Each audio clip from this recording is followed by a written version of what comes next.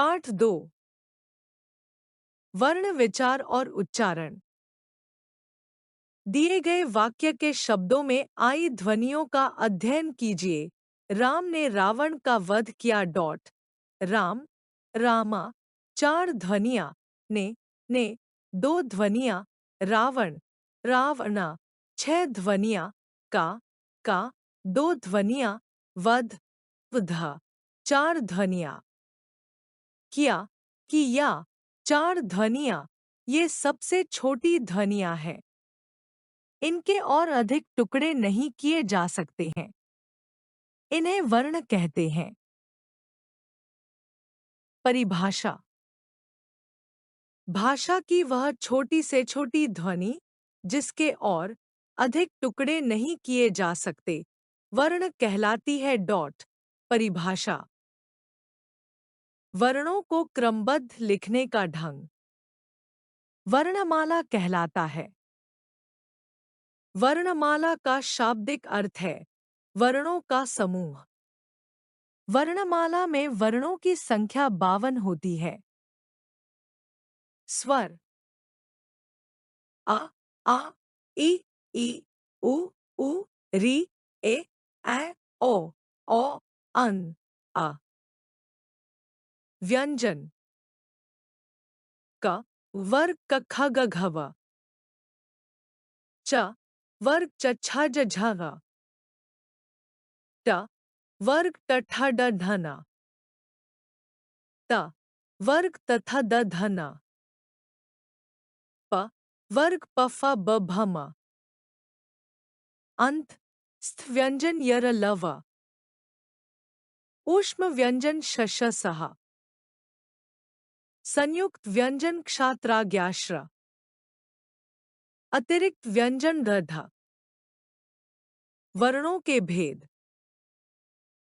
उच्चारण के आधार पर वर्णों के 2 भेद होते हैं, स्वर एवं व्यंजन। स्वर जिन वर्णों के उच्चारण में हमारे मुख की वायु बिना किसी रुकावट के बाहर निकलती है, उन्हें स्वर कहते हैं। हिंदी भाषा में कुल 11 स्वर वर्ण हैं। स्वर के भेद। उच्चारण के आधार पर इन्हें 3 भागों में विभाजित किया जाता है। 1. ह्रस्व स्वर, जिन स्वरों के उच्चारण में 1 सेकेंड अर्थात 1 मात्रा का समय लगता है, उन्हें ह्रस्व स्वर कहते हैं। इनकी संख्या 4 है। अ, इ, उ, री, 2। दीर्घ स्वर, जिन स्वरों के उच्चारण में ह्रस्व से दुगना समय अर्थात 2 मात्रा का समय लगता है, उन्हें दीर्घ स्वर कहते हैं। इनकी संख्या 7 है। आ, ई, उ, ए, ऐ, ओ, 3। शुद्ध स्वर, इनके उच्चारण में दीर्घ स्वर से 3 गुना समय लगता है, जैसे राम, उत्तीन, हरि आदि। मात्रा। जब किसी स्वर को व्यंजन के साथ मिलाते हैं तो स्वर का स्वरूप बदल जाता है। स्वर का बदला हुआ यह स्वरूप मात्रा कहलाता है। अयोगवाह। 1. अनुस्वार अ।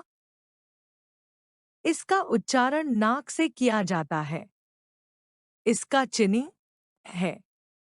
अनुस्वार का प्रयोग प्रत्येक व्यंजन वर्ग के पंचम वर्ण म, ला, न, न, म के स्थान पर बिंदु के रूप में किया जाता है। अनुस्वार का उच्चारण उसी वर्ग के पंचम वर्ण की तरह होता है जो अनुस्वार के तुरंत बाद आया हो, जैसे अनुनासिक। अ। अनुनासिक ऐसी ध्वनि है जिसका उच्चारण करते समय वायु नाक और मुख दोनों स्थानों से निकलती है, जैसे हा, हंसी, बांध, साड़, चांदनी, वपवपी, बूंद, फांसी, आंधी आदि शब्दों में। याद रखिए, यदि व्यंजन के ऊपर कोई मात्रा लगी हो तो अनुनासिक के स्थान पर केवल बिंदु आता है, जैसे मैन, रेंगना, कहीं, घोंसला, छींका, कोमपल, सौंफ आदि। 2. विसर्ग। विसर्ग का प्रयोग संस्कृत से हिंदी में आए हुए तत्सम शब्दों में होता है, जैसे सामान्यत, संभवत, प्राय, प्रात, नि, स्वार्थ, नि, संदेह, नि, शेष, दु, ख, अतः, स्वत आदि। याद रखिए, हिंदी के शब्दों में विसर्ग का प्रयोग नहीं होता है।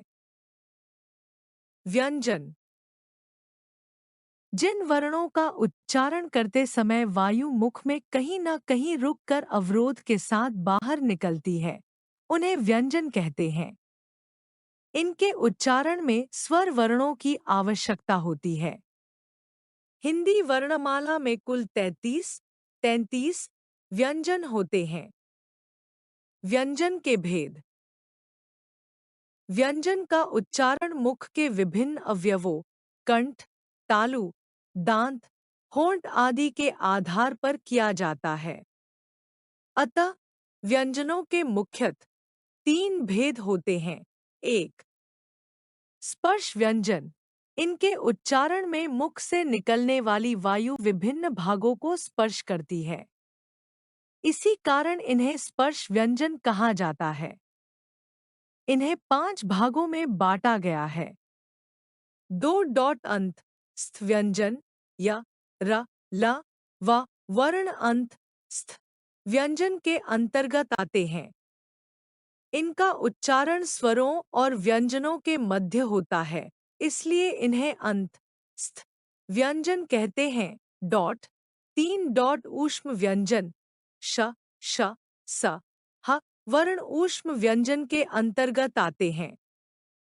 इनके उच्चारण के समय मुंह में ऊष्मा, गर्मी पैदा होती है, इसलिए इन्हें ऊष्म व्यंजन कहा जाता है। 4 डॉट संयुक्त व्यंजन क्ष, त्रा, ज्ञा, श्र वर्ण संयुक्त व्यंजन के अंतर्गत आते हैं। ये वर्ण 2 वर्णों से मिलकर बनते हैं, इसलिए ये संयुक्त व्यंजन कहलाते हैं। जैसे 5 डॉट अतिरिक्त व्यंजन ड और ढ 2 ऐसे व्यंजन हैं जो क्रमश ड और ढ से विकसित हुए हैं। 6 डॉट द्वित्व व्यंजन। जब 2 समान व्यंजन ध्वनियां आपस में मिलती हैं, तब उन्हें द्वित्व व्यंजन कहते हैं। जैसे र के विभिन्न रूप। 5 डॉट अतिरिक्त व्यंजन ड और ध 2 ऐसे व्यंजन हैं जो क्रमश ड और ढ से विकसित हुए हैं। 6 डॉट द्वित्व व्यंजन। जब 2 समान व्यंजन ध्वनियां आपस में मिलती हैं, तब उन्हें द्वित्व व्यंजन कहते हैं।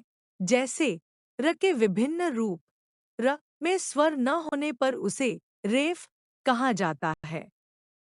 इस दशा में अपने अगले वर्ण के ऊपर के रूप में प्रयुक्त होता है। जैसे यदि र से पहले वाले व्यंजन में स्वर न हो तो को उस व्यंजन में नीचे की ओर इस प्रकार लगा दिया जाता है।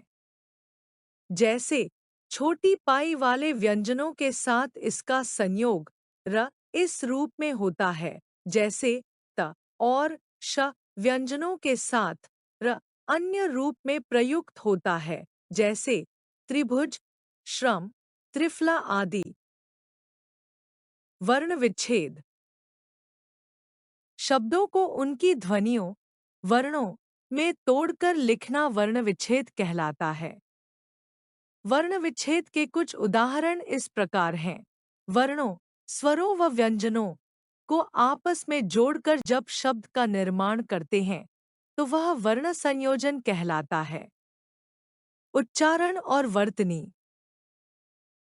अक्षरों को जिस प्रकार बोला जाता है, उसे उच्चारण कहते हैं। अधिकांश वर्तनी संबंधी अशुद्धियां अशुद्ध उच्चारण के कारण होती हैं। कुछ प्रमुख अशुद्धियां निम्नलिखित हैं।